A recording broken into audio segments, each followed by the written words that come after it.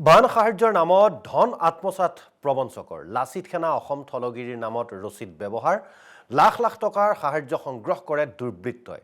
আৰু দুলাল দত্ত নামৰ প্ৰবঞ্চকৰ নেতৃত্বত এই ধন সংগ্ৰহ গীতানগৰ থানাত এজাহাৰ দাখিল লাচিত সেনা অসম থলগিৰিৰ পূৰ্বেও পিস্তল দেখুৱাই গ্ৰেপ্তাৰ হৈছিল দুলাল দত্ত নামৰ এই প্ৰবঞ্চক বান সাহায্যৰ নামত ধন আত্মসাত ইতিমধ্যে বহু লোকে এনেকুৱা কৰিছে বুলি আৰক্ষীৰ ওচৰলৈ খবৰ আহিছিল আৰু আৰক্ষী ইতিমধ্যে এই সন্দৰ্ভত সমগ্ৰ অসম জুৰি তীক্ষ্ণ দৃষ্টি দিছে তদন্ত কৰি আছে আৰু দুলাল দত্ত নামৰ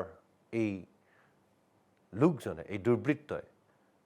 কোনো সংগঠনৰ নাম লৈ লাচিত সেনা অসম থলগিৰিৰ নাম লৈ এইদৰে ধন সংগ্ৰহ কৰিছিল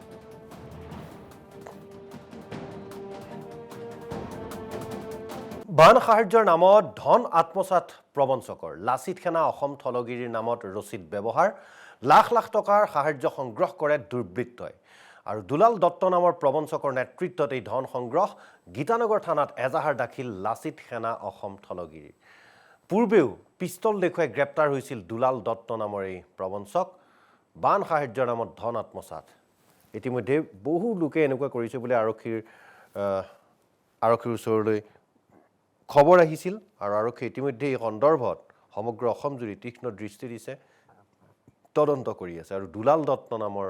এই লোকজনে এই দুৰ্বৃত্তই কোনো সংগঠনৰ নাম লৈ লাচিত সেনা অসম থলগিৰিৰ নাম লৈ এইদৰে ধন সংগ্ৰহ কৰিছিল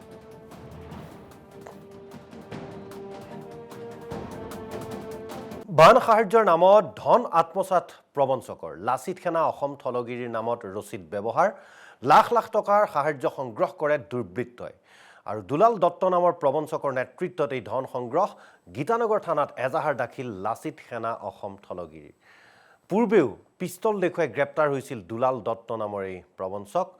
বান সাহায্যৰ নামত ধন আত্মসাত ইতিমধ্যে বহু লোকে এনেকুৱা কৰিছে বুলি আৰক্ষীৰ